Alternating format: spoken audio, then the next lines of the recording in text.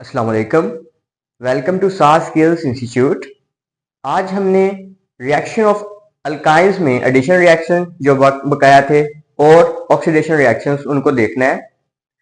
तो addition reaction में addition of water, अगर आप वाटर मॉलिक्यूल को इथाइन में ऐड करें तो उससे विनाइल अल्कोहल बनता है। सिंपली होता क्या है कि एक कार्बन के साथ हाइड्रोजन और एक कार्बन के साथ OH ग्रुप अटैच हो जाता है। ये हमें कुछ कंडीशंस हैं जो सेट करनी पड़ती हैं इस रिएक्शन के लिए कि मर्क्यूरिक सल्फेट, सल्फ्यूरिक एसिड और इतना टेम्परेचर, और इससे हमें मिलता है विनाइल अल्कोहल। विनाइल अल्कोहल एक टाइप की इनोल है। इनोल कैसे कंपाउंड होते हैं? जिनमें डबल बॉन्ड भी प्रेजेंट हो और OH ग्रुप भी प्रेजेंट हो। ऑलराइट, तो अब होगा क्या कि ये अनस्टेबल मॉलिक्यूल है, वो खुद को स्टेबल मॉलिक्यूल में कन्वर्ट करेगा। यहां से जो बॉन्ड है, अगर OH के बॉन्ड को खोल के लिखें यहां से, तो ये बॉन्ड इधर शिफ्ट होगा और ये इधर, और यहां से प्रोटॉन बेसिकली शिफ्ट हो रहा है इस कार्बन के ऊपर। तो प्रोटॉन की शिफ्टिंग से एक ही मॉलिक्यूल में जो आइसोमर बनता है उसको टोटोमर बोलते हैं। मींस कि ये और ये आपस में एक टोटोमर है।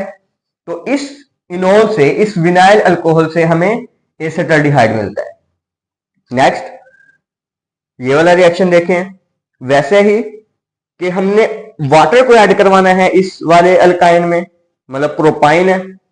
अब जो OH ग्रुप है उस कार्बन के साथ अटैच होगा जिसमें हाइड्रोजन लीस्ट है, हाइड्रोजन कम है। तो OH ने इधर ऐड होना है और H ने इस कार्बन के साथ। ऑलराइट, ये भी हमारे पास एक इनोल है। इनोल मीन्स के इसमें डबल बॉन्ड भी है और OH ग्रुप भी है। तो ये भी खुद को अरेंज करेगा, टोटोमर बनेगा एक दूसरा। मीन्स कि ये बॉन्ड इधर शिफ्ट होगा और ये इधर, और ये जो प्रोटॉन है इस कार्बन के साथ जुड़ जाएगा। यहां भी shifting of proton from one atom to other atom, यहां पर भी वो प्रोसेस हो रहा है। तो ये हमारे पास एसीटोन है। मीन्स के जो भी हमारे पास अनस्टेबल कंपाउंड्स होते हैं उन्होंने स्टेबल कंपाउंड में कन्वर्ट होना होता है, तो वो टोटोमर से। Next, addition of ammonia and hydrogen cyanide. यहां से हमें साइनो कंपाउंड मिलते हैं या अल्काइल नाइट्राइल कंपाउंड मिलते हैं। अगर आप अमोनिया को ऐड करें तो यहां से मिथाइल नाइट्राइल और साथ में हाइड्रोजन लिबरेट होगी, और ये रिएक्शन जो है वो एल्यूमिना और 300 डिग्री सेल्सियस टेम्परेचर पर ये रिएक्शन होता है।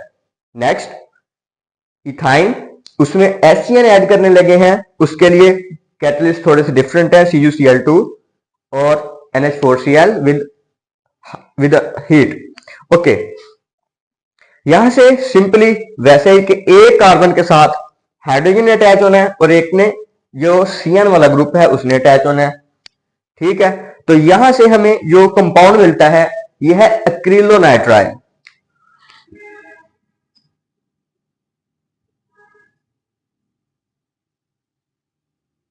तो ये भी कंपाउंड हमारे लिए काफी इंपॉर्टेंस का बायस है, क्योंकि इसी से हम फाइबर्स बनाते हैं, एक्रिलोनाइट्राइल जो फाइबर्स वगैरह होते हैं इनको पॉलीमराइज करके। नेक्स्ट, हमारे जो रिएक्शंस हैं, ऑक्सीडेशन रिएक्शन, जैसे हमने अल्कीन में भी ऑक्सीडेशन पढ़ी थी, वहां ग्लाइकोल बने थे। यहां पर हमें जो फाइनल प्रोडक्ट है, इधर पहले ग्लाइकोक्सल मिलता है और उसकी फर्दर ऑक्सीडेशन करवाने से ऑक्सालिक एसिड मिलता है। सिंपल वैसे ही कि अगर आप इथाइन की ऑक्सीडेशन करवाते हैं तो हर कार्बन के ऊपर 2,2OH ग्रुप आ जाते हैं। ये वाला कंपाउंड एक अनस्टेबल कंपाउंड है। तो यहां से होता क्या है कि एक वाटर की एलिमिनेशन और यहां से भी एक वाटर की एलिमिनेशन, यहां से होकर हमें ग्लाइकोक्सल मिलता है। ग्लाइकोक्सल ऐसा कंपाउंड मींस के C डबल बॉन्डेड O, मतलब दो फार्माइल ग्रुप आपस में अटैच हो तो उसको ग्लाइकोक्सल बोलते हैं। अब इसी ग्लाइकोक्सल की फर्दर ऑक्सीडेशन से हमें ऑक्सालिक एसिड मिलेगा, ऑक्सालिक एसिड। नेक्स्ट, जो कंबस्शन है, जस्ट लाइक हमने अल्कीन में भी पढ़ा, जब भी हाइड्रोकार्बन्स को हम एक्सेस एयर में बर्न करते हैं तो हमें CO2 मिलता है, वाटर मिलता है और अमाउंट ऑफ हीट मिलती है। और यहां ये रिएक्शन जो है it is highly exothermic, means के यहां से जो इसका जो हमें हीट मिलती है वो उसकी अमाउंट बहुत ज्यादा है। तो इसी हीट के को यूटिलाइज करते हुए हम ऑक्सी एसिटाइलिन फ्लेम बनाते हैं, जो कि आमतौर पर जो वेल्डिंग में यूज किया जाता है या फिर कटिंग ऑफ मेटल्स में यूज किया जाता है। Thank you.